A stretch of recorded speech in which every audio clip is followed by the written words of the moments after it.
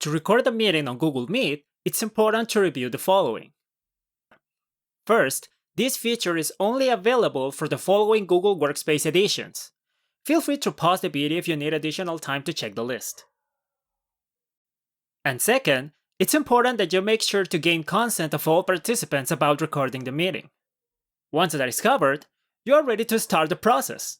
First, make sure you have already joined the meeting that you want to record. Then, go to the Activities icon at the bottom right of the screen. Next, click on Recording. Then, within this right panel, select Start Recording. After that, a pop-up window will appear with a friendly reminder about the importance of gaining consent from all participants before recording. If everything is fine, click on the Start option, and with that, the meeting will start to get recorded.